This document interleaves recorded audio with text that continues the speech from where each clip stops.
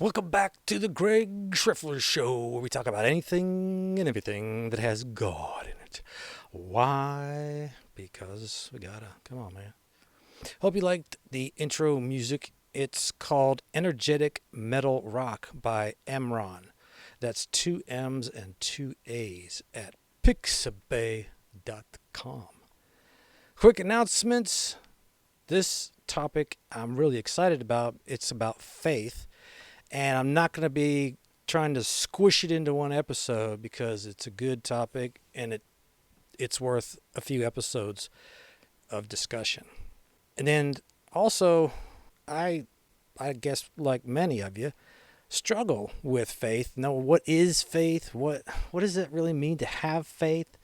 Has our faith been replaced with knowledge? That kind of thing. All right, I don't want to get in the weeds right now. But yeah, you get the idea. Also, I guess you guys hopefully survived the recent wintry storm that came through last week. And hope everybody's doing okay from that and recovering well. Supposed to be another one this weekend. Let's see, this is Wednesday. It's supposed to be Saturday, Sunday. So, I don't know. Maybe it happened. Maybe it didn't. But it should be like snow instead of ice this time. So, that's okay. I like snow. So, let's get it going. This is episode 31 of the Greg Schriffler Show, and today we're going to talk about OT faith, Old Testament faith. It is a word we hear often, but how many of us truly understand it or what it looked like before Jesus came? So we're going to go back, way back, to the very roots of faith. Before law, before the temple, before kings, before prophets. How far back? Well, I'm so glad you asked that, okay? Because we're going to go back, what do you think? 2, 3, 4, 5, 6, 7, 8? No, 4,000 years back. We'll see what it meant for one man to leave his homeland with nothing but a promise. For another to obey God even when fear and failure tried to stop him. And for others to act courageously when the stakes were life and death. Hebrews chapter 11 is going to be our guide or our outline, and you'll see how that works in later on. And through that, we'll explore faith of Abraham, Moses, Joshua, and Rahab. Rahab. Yes, that's right, a female. Because, this is for the babes out there. I don't want you to feel left out. I don't want to hear any complaint about, well, are there any women of faith? Well, yeah, there's women of faith. They're in the Bible. And this is just one that I pulled out. But yes, there's many. Anyway, their foundation of faith for all who would follow after. So we'll explore some Hebrew and Greek words, examine historical context, and hear from scholars and non-con sources. Remember what non-con means, if you're just joining us, it's my abbreviation for non-canonical. Non-canonical means it's not in the Bible. Nevertheless, it still is relative and often supports what the Bible already says. Plus, it's interesting to note that the disciples and the scholars, people of Jesus' day, they were all familiar with the non-cons. So yeah, we'll look at that. We'll look at all that stuff to get the big picture. And by the end of the series, I hope that you'll understand that faith is not just a feeling or a hope. It is trust and action tested through waiting, obedience, and courage, and risk. And as we close, I hope that you'll see how hero faith comes directly from Jesus. As always, research brought to you by the Bible, the internet, ChatGPT, and supporting links. If it appears that I'm talking a little bit fast, it's because there's just a lot of material and I really want to get through it in the short time frame that we have. Okay, enough babble. Let's just get on with it. Our first segment, Exalted Father. So Abraham, faith before law, before Scripture. Who was Abraham? Well, let's start with when. This is like 2000 BC. Before there was Israel, before there were commandments, before there was a Bible, there was a man named Abram, or Avram in Hebrew, which means exalted father. And if maybe you know, later God renames him to Abraham or Avraham, which is father of a multitude. And God changes Abram's name before the promise is fulfilled. So identity first, evidence later. Now, Abram was not Jewish. I'm sure, I guess you knew that. But anyway, he was not. Even though all the Jews come from him, he was not Jewish himself. He was not raised in faith. He was a Chaldean pagan from the city of Ur, which is southern Iraq near present-day Assyria, which is an interesting play on words because this was a pagan advanced city devoted to moon god worship. And those names were Nana or Nanas and Sin. So Assyria kind of good. Anyway, so Abram's faith begins in a polytheistic culture. Polytheistic sounds like a big word, but it just means more than one God. So multiple gods. Faith begins here not with Abraham seeking God, but with God seeking Abram, interrupting his life. So let's look at the first scripture, the call. Faith begins with obedience.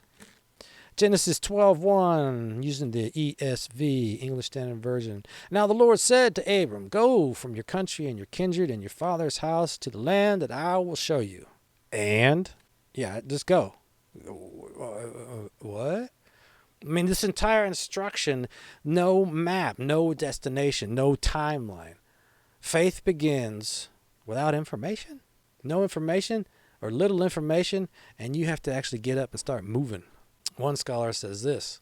This is John H. Walton, a PhD professor of Old Testament Wheaton College. Abram's call represents a complete break from his ancient worldview. To follow Yahweh meant abandoning the gods, the geography, and the identity that defined his life in Mesopotamia. And it's not like he was a child when he left. He's like 70 years old. So as you know, most people are probably pretty set in their 70s. Abram's faith was not merely religious, it was existential. He abandoned everything that made sense to him culturally, spiritually, and socially. Let's look at a non-con insight. Book of Jubilees, chapter 12, verses 1 through 4. Abram separated himself from the idols of his father and began to call upon the name of the Lord alone. I drink alone. This ancient Jewish tradition preserves how early believers understood Abraham. He was a man who rejected paganism before he understood covenant. Let's do a little word study. What faith meant to Abraham. The Hebrew verb used to describe Abraham's faith is aman, meaning to support, to confirm, to stand firm, to trust. From it comes emunah, ticking on my beard, meaning steadfastness, reliability, faithfulness. Faith here is not intellectual belief. It is long-term stability in trusting God. Now this matters because later in the New Testament, the Greek word pistis will be used. And it will carry the same idea forward, but with expanded meaning once Christ arrives. Let's look at some more scripture. Faith counted as righteousness. Genesis 15:6 from the New King James Version. And he believed in the Lord, and he accounted it to him for righteousness. So at this point, Abram has no Bible, no law, no rituals, no nation, no proof. What kind of faith you got? Yet God declares him righteous based on trust alone. Let's look at another scholar insight. Michael S. Heiser, PhD in Hebrew, Bible, and Semitic languages. Abram's faith is remarkable precisely because it exists without institutional support. He trusts a promise that has no precedent, no visible fulfillment. Our faith all extends from institutional support. And sometimes we get a little carried away like the Pharisees and the Sadducees and the wannabes, where we put too much into it in the sense that we're using all the do's and don'ts as a check the box kind of relationship. Don't drink, don't smoke, what do you do? Or don't drink, don't smoke, don't chew, and don't date women who do. Anyway, you get the idea. Faith is shown here as relational trust, not compliance with a system, which is kind of where our faith is. Let's look at another non-con insight from Philo of Alexandria on Abraham, a non-con Jewish commentary. Abraham trusted the unseen God more than the visible world and considered obedience better than certainty. Philo of Alexandria is Philo Judaeus, who was a Hellenistic Jewish philosopher and theologian living in Alexandria, Egypt during the 1st century.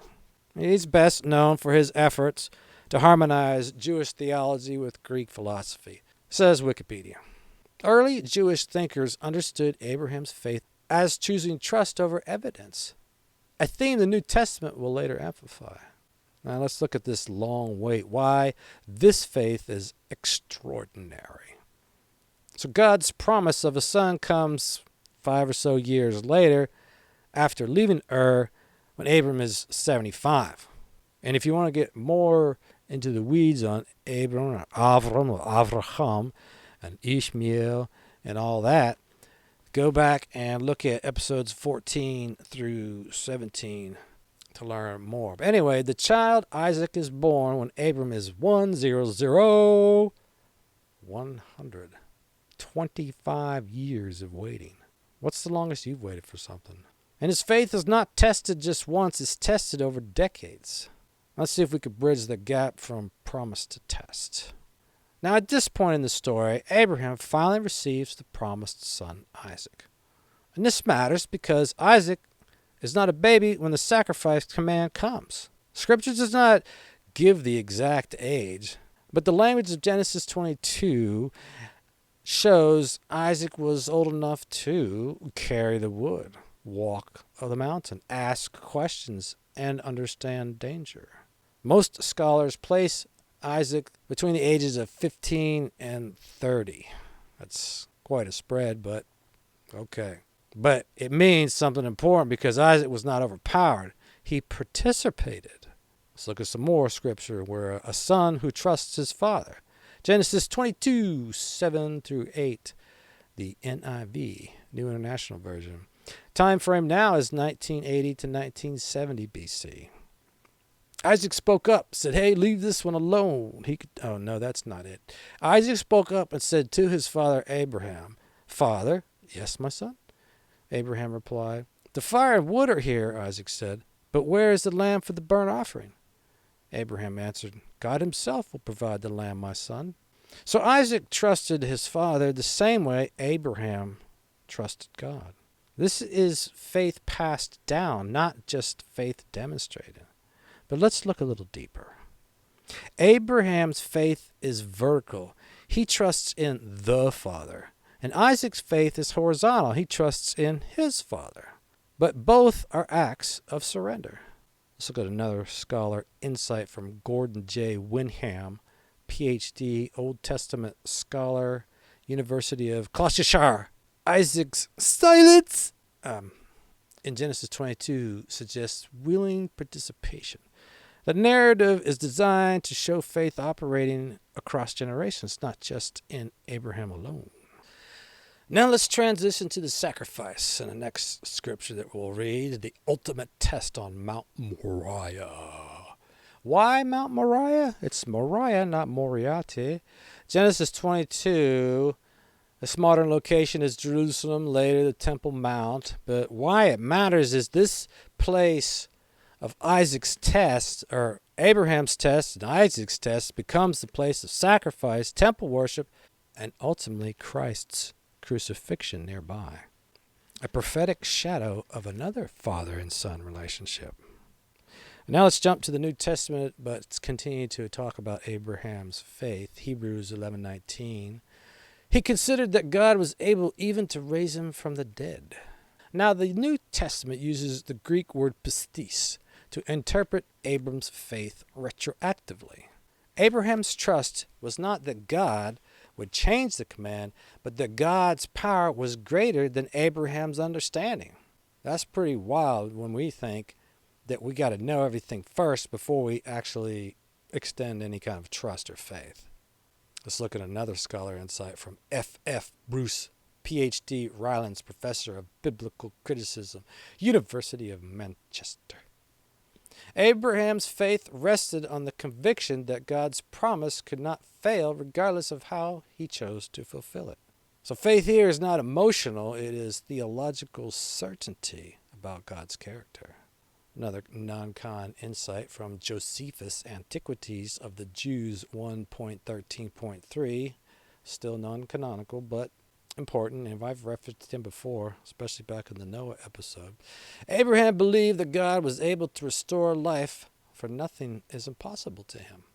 So even first century historians understood Abraham's faith as belief in God's absolute power, not blind obedience. And why does Abraham matter? Abraham shows us faith before religion, before scripture, before law, before structure. I can't emphasize that enough. He trusted God's voice alone. And that's why Hebrews 11 probably mentions him and starts with him, or maybe it's because chronologically it starts with him. But either way, why every later discussion of faith builds on this foundation. Abraham was not perfect, though. Don't think to yourself, well, he's perfect, that's why he could do what he did. No, he's not perfect, and Scripture is honest about that. And it's important to say this and see this plainly. Abraham's faith was real, but it was not flawless. When God's promise seemed slow, Abraham tried to help God. And that decision produced Ishmael in Genesis 16, born of impatience rather than faith. Let's look at Genesis 16:2, where his wife Sarah says, "Go into my servant or my maidservant Hagar. It may be that I shall obtain children by her." Okay. The single moment of self-reliance creates a division that still echoes through history. And like I said, to learn more, check it out at episode 14. Faith can be genuine and still be mixed with human weakness. Why does that matter? Because Abraham teaches us faith grows over time. Faith can fail and recover. Faith can be passed down. Faith does not require perfection. And I love this line. God does not choose perfect people. He perfects people who choose him. He perfects people who trust him. All right, next segment. Moses. Now we're at 1300 BC. Faith that walks away from power. Now the name Moses, Moshe, drawn out. This is in Exodus chapter 2, verses 1 through 10. Why Moses matters? Because by the time we reach Moses, the world has changed. We're looking at roughly 700 years. Abraham trusted God without law. Moses must trust God against an empire, and not just any empire. The descendants of Abraham are now enslaved in Egypt, the most powerful civilization on earth at the time. Egypt then was world superpower, advanced military, religion, medicine, engineering. Egypt today, modern nation of Egypt in North Africa. But Moses is raised in the palace of Pharaoh. He's educated, he's privileged, he's combat taught. He's powerful. Interestingly, he is told who he was, probably because he needed to understand that he had no claim to the throne. He is not Egyptian. And his Egyptian mom, was probably very honest with him, which is pretty cool. But anyway, he grows up in the palace and the lush, plush niceties of the wealthy over all the other little people. Do you think it was arrogance that caused him to kill the Egyptian? Now, I know later it says that Moses was the most humblest of men of all. So I don't know what to make of this, but it's just a theory that I might have. That it might have been a little arrogance on his part to think of doing this, because he was out wandering around one day and he came across an Egyptian beating a Hebrew, and he looked, well, let's just read it. Looking this way and that and seeing no one, he killed the Egyptian and hid him in the sand. Exodus 2:12. Why does that matter? Well, because during this time, after his heroic murder, or whatever you want to call it, He might be thinking himself there, see, the Hebrews will realize God has chosen me to help them. But he comes across two Hebrews fighting, and he confronts the one in the wrong and says, why are you beating your fellow Hebrew? And that one says, who made you judge and advocate, or something like this? Are you thinking of killing me as you did the Egyptian? And he was like, don't. I guess that got found out. I got to get out of here. And sure enough, Pharaoh heard what had happened, and he tried to kill Moses. But Moses fled from Pharaoh and went to live in the land of Midian. Exodus 2:15. So you're on top of the world, and then you make a choice that is really bad, or maybe it's arrogance. I don't know how you make it, but it's made. It's done. It's over with. And now you're led into the country, into the desert, to Midian, for a lesson in humility. Scripture background here is Exodus 2:15 through 25. Midian is northwest Arabia. The significance is that it's 40 years of waiting. Now we can parallel that to Abraham's time was 25 years before he could get a son. Moses took 40 years. How many years has it taken you? Some of us are pretty thick-headed, and maybe it takes longer to learn humility. But it's necessary. His faith, this faith develops through humility, family, and tending flocks. He goes from being the top of the world to the bottom of the pit as a shepherd. And the Egyptians disdain the shepherds. Let's look at a scholar insight from Tremper Longman III, PhD, Old Testament scholar, Westminster Theological Seminary. Moses' time in Midian is formative. God humbles the would-be prince of Egypt so that he can become the servant leader Israel needs. 40 years is a long time. Maybe not so much back then because they lived longer, but whoa. Now let's look at Mount Horeb, or Mount Sinai. Back then it was called the Mountain of God. Today, its location is debated. Sinai Peninsula or Northwest Arabia. But what matters about it is faith moves from calling to covenant. Because while he's tending flocks and on Mount Sinai, he comes across a burning bush. What's the significance? God calls Moses via the burning bush. The scripture is Exodus 3:1 through 12. Now Moses was tending the flock of Jethro, his father-in-law, and there the angel of the Lord appeared to him in flames of fire from within a bush. I am sending you to Pharaoh to bring my people, the Israelites, out of Egypt. Right? Moses said, who am I that I should go? God said, I'll be with you. That's it. So Moses' reaction is reluctant, anxious, and he actually protests. But God shows incredible love and mercy by sending Aaron with him. Then the anger of the Lord was kindled and burned against Moses. He said, is there not your brother Aaron? Exodus 4:14. So the lesson, God does not abandon reluctant servants, and he provides support and guidance. Another scholar insight from Douglas Stewart, Ph.D., professor of Old Testament, Gordon Conwell Seminary. Moses' initial hesitation is instructive. Faith grows often through humility and dependence, not instant confidence. This is a new kind of faith. Faith as renunciation, or abandon and reject, surrender. Hebrews 11:24 through 26.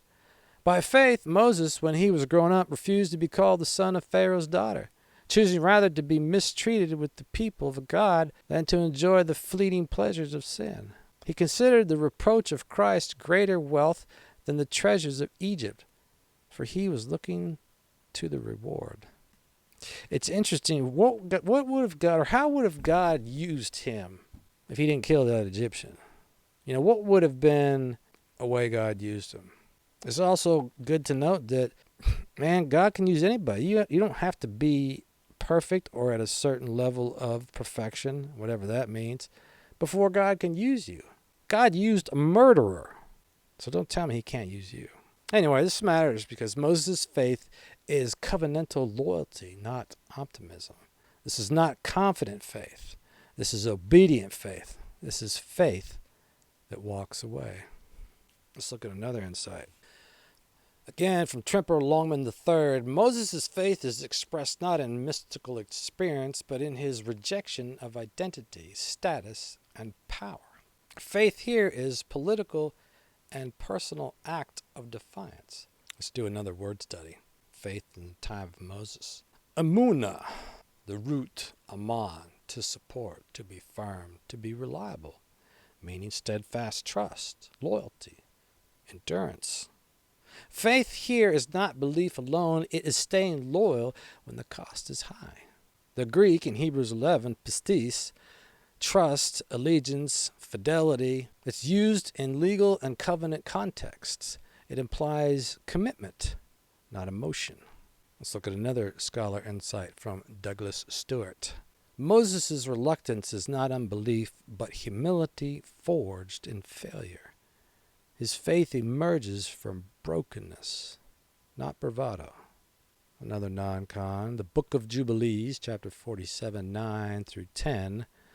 Moses feared not Pharaoh, for the Spirit of God strengthened him. This shows how ancient Jewish readers understood Moses' faith, empowered by God, not personality. Let's look at some more scripture. Afterward, Moses and Aaron went to Pharaoh and said, "This is what the Lord, the God of Israel, says. Let my people go." Exodus 5:1. So Moses obeys God's call with Aaron, confronts Pharaoh. Plagues occur. Israel is eventually released. The theme is faith in action, under threat, obedience tested repeatedly. Because if you remember the story, it didn't go over like he thought. And this is an important thing to remember, because you start out trusting God, that doesn't mean everything's going to go hunky-dory. Moses did the same thing. He stepped in the right direction, went and did what God told him to do, and Pharaoh said, "Oh, you guys want to jerk around? Okay, here's what we'll do. I'm going to take away all the straw and mortar and that I've been providing the Hebrews to build my stuff, and I want to make them go out and find their own. But they still have to provide the same quota." So God says go, and you go. But brace yourself, because it's not going to go perfect. Satan's going to come along and say, "Oh, yeah, you really want to do this? I got something for you." Even his own brother Hebrews came and said, "I hope you're happy." So yeah, you step out on faith, you obey God. Don't think that it's smooth sailing. No, it's going to be rocky roads. But that's all part of the test, all part of the preparation, all part of your faith growing, just like a muscle. You got to exercise it. Anyway, Moses' 40-plus years of preparation finally pay off, but each act still requires trust against fear. Now let's look at how Moses' faith differs from Abraham's. Abraham's faith equals trusting promise. Moses' faith equals confronting power. Abraham leaves a city. Moses defies a civilization. This is faith that says, even if I lose everything, I will obey. Now let's transition forward. Moses leads them out. Then it came to pass when Pharaoh had let the people go. Exodus 13:17. And now what do? We return to which mountain?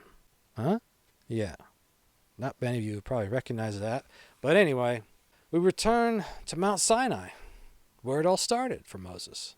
So he left Mount Sinai with God's instruction, the burning bush and all that. That's where God called him. Now he's coming back, but bringing the people. Exactly 2 months after the Israelites left Egypt, they arrived in the wilderness of Sinai and set up camp there at the base of Mount Sinai. Exodus 19:1 through 2. For the full backstory, read Exodus chapters 19 through 20. Anyway, Moses returns with the people. He receives the 10 Commandments, establishes covenantal law. What's the significance? It's different from the burning bush visit, don't you think? I mean, he comes back, he left a weenie, and he comes back a little stronger. I mean, what was he thinking? I mean, has God ever brought you back to something and you go, "Oh man, I was a real wuss bag. But man, God sure has brought me thus far, and really increased my faith. Have you had those experiences? Anyway, now faith is corporate, responsibility laden. God demonstrates Moses' maturation, his maturing. He can lead a nation, not just obey individually. Do you think he got the I'm back on top idea or feeling? Yeah, I'm back on top. Finally, after all those years of being a lowlife, I'm back on top of the world. I'm God's servant. I parted the Red Seas. I've seen what God can do. Let's look at Numbers 20, verses 7 through 12, where Moses strikes the rock instead of speaking to it. Take the staff, and you and your brother Aaron assemble the congregation, and speak to the rock, that it shall yield its water. Numbers 20, verse 8. NASB, National American Standard Bible. So Moses took the staff from before the Lord just as he had commanded him. Verse 9. Great. We're off to a good start. He summoned the assembly in front of the rock. Good. Verse 10. We're moving along very well here. Then Moses raised his hand and struck he struck the rock and water came out abundantly. Verse 11. Wow, this is interesting. Not only did he disobey God, but God allowed water to still come out. This teaches us that even mature faith is susceptible to error. And as we all know all too well, choices have consequences. Maybe you're asking, well, why did God let water come out when he was disobeying him? Because that's the choice. If water didn't come out, what choice did Moses make? Or did he have? God lets you make dumb choices, but he doesn't take away the consequences. You can be forgiven, but you still need to man up to the consequences. But the Lord said to Moses and Aaron, since you did not trust in me to treat me as holy in the sight of the sons of Israel, for that reason you shall not bring this assembly into the land which I have given them. Verse 12. The consequence here? Denied entry into the promised land. Yes, God forgives, but consequences remain. Faith does not make one perfect. Let's look at Moses' ultimate faith and reward. We can jump up to the New Testament in Matthew 17, 1 through 3, because Moses did make it into the promised land finally. Getting ready to show you here. Just then there appeared before them Moses and Elijah talking with Jesus. So this is the Transfiguration. Matthew 17:3. So he's there. He's in the promised land now. He's talking with Jesus and Elijah there. So despite flaws, God's plan prevails. Moses' faith is honored. Let's look at Tremper Longman III's scholarly insight.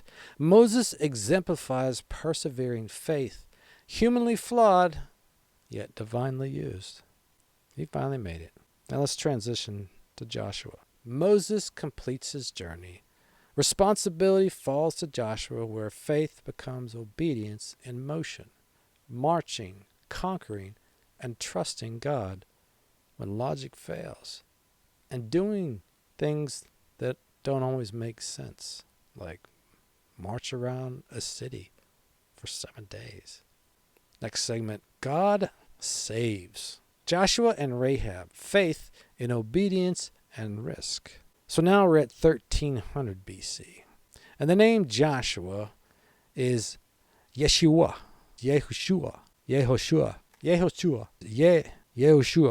something like that, meaning the Lord is salvation, or God saves. Numbers 27:18 through 23. So the Lord said to Moses, take Joshua, son of Nun, a man in whom is the Spirit, and lay your hands on him. Have him stand before Eleazar the priest, the entire assembly, and commission him. So Joshua is Moses' aide and successor, trained in leadership and faithful obedience under Moses for how many years? 40 years. The big 40. Faith is now actionable obedience, not just personal trust. Again, Tremper Longman III says, Joshua represents faith translated into decisive action. He inherits the mantle of leadership, showing that faith is often exercised in the life of others as well as in oneself. Are you passing on your faith? Whether that's good or bad. Crossing the Jordan. Initial acts of faith. Joshua 3:14 through 17. So when the people set out from their camp to cross the Jordan, the priests carrying the ark of the covenant went ahead of them. The priests who carried the ark stood firm on dry ground in the middle of the Jordan, while all Israel passed until the whole nation had completed the crossing. It's interesting to note that it was at flood stage, so it's not just a little trickle stream. The significance here is faith is obedience in action, trusting God for a miraculous outcome. The priests had to head into the water when their foot touched the water. That's when it receded, not before. Do we have faith like that? No, usually we'll pull up a lawn chair and wait for the water to recede before we go out into it, won't we? The waters stop. God validates Joshua's leadership and the continuation of Moses' faith. Let's look at our Hebrew word study. Faith, emunah, steadfast trust, now expressed as national obedience and courage, not personal trust alone. In the Greek, New Testament Hebrews 11, pistis, loyalty, fidelity in action. Now let's look at Rahab. Faith beyond culture and lineage. Rahab is a Canaanite woman. She lives in Jericho, which is the modern-day West Bank. She is a prostitute, an outsider, and part of a culture opposed to Israel. Scripture here is Joshua 2:8 through 14. Before the spies lay down for the night, she went up on the roof and said to them, I know the Lord has given you this land, for the Lord your God is God in heaven above and on earth below. So Rahab's faith equals recognition of God's power and choosing to act despite risk. Hebrews 11:31. She gets her name in the faith chapter. It was by faith that Rahab the prostitute was not destroyed with the people in her city, who refused to obey God, for she had given a friendly welcome to the spies. Heiser says, Rahab's faith demonstrates that God's promise extends beyond ethnicity and past mistakes. Faith is visible in courageous obedience. Let's look at another non-con. The book of Joshua, chapter 2, apocryphal commentaries that emphasize Rahab's salvation as a model of inclusion and covenantal mercy. Crossing faith and miracles. Rahab hides the spies. They survive. Rahab. Let's take a moment to look at the origins of Rahab. The name Rahab means broad, spacious. It's derived from the Hebrew word Rahab, which signifies to be wide or large. Anyway, Israel marches around Jericho. The city walls fall. Joshua 6:20. When the trumpets sounded, the army shouted, and at the sound of the trumpet, when the men gave a loud shout, the wall collapsed. The people charged straight into the city, and they took it. Faith equals risking life in obedience to God.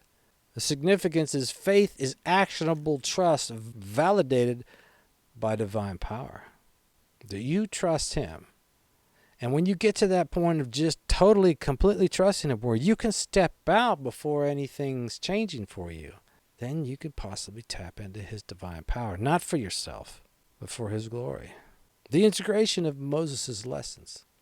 Joshua and Rahab illustrate faith as obedience, building on Moses' example. Moses, faith under confrontation, leadership, gradual maturity.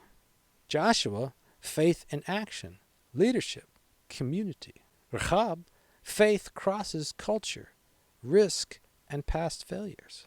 Faith is now corporate, public, and mission-driven, not private or proprietary. Another word study for faith expression. Emunah, now applied to a nation and individual outside Israel. The Greek pistis, loyalty and allegiance extended to covenant promises. So faith evolves in expression, but the root is consistent. Steadfast trust in God's character and promises. Transition forward. Joshua continues conquest. Israel learns to obey God's plan. Moses' leadership, Joshua's experience, and Rahab's example of inclusion show faith requires obedience, risk, and trust. Where are we at? Have we even obeyed? I mean, that's probably the easiest part, right? He says go, and we go. But then, when it starts getting risky, do we keep going? Do we keep trusting? Or do we get angry and fuss? In closing, I'll say this as you listen to Stomp Rap Adrenaline by Alex Productions at pixabay.com. So we've walked through faith before there was a law, before there was a nation, before there was a temple, before there were prophets and kings. We saw Abraham trust God without structure. Moses obey God despite fear. Joshua act on promise, and Rahab believe without pedigree. But we don't have time to talk about Elijah calling fire down from heaven on Mount Carmel, 1 Kings 18. Or Daniel in the lion's den, trusting God in a godless Babylon, where serving God often meant death, Daniel 6. Or Isaiah standing alone before kings after seeing the holiness of God, Isaiah 6. Or Jeremiah preaching through rejection and tears for 40 years, Jeremiah 20. Their faith was real, their faith was costly, their faith was heroic, but it was still faith under the covenant. Still faith awaiting fulfillment. Still faith pointing forward. But when Jesus arrives, he doesn't replace faith. He reveals it. He doesn't redefine it. He strips it down to what it has always been. Faith is no longer tied to land, lineage, law, or nation. It is tied to him. And that's why he says faith can be as small as a mustard seed and still move the impossible, because the power was never in the size of the faith. It was always in the object of the faith. And that's where we will pick up episode 32. So, to be continued. Thanks for watching. Thanks for hanging out for me. Thanks for listening. Don't forget to leave me a review. Tell me what's going on with you. Let me know what's up. And don't forget to subscribe. Tell your family, friends, neighbors, brothers, sisters, aunts, uncles, enemies about the show. Get them to subscribe. Until next time, stay safe.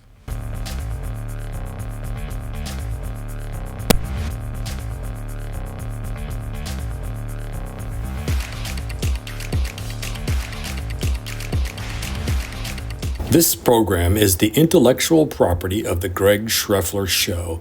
Copyright 2026. All rights reserved. Unauthorized use or reproduction without written permission is prohibited.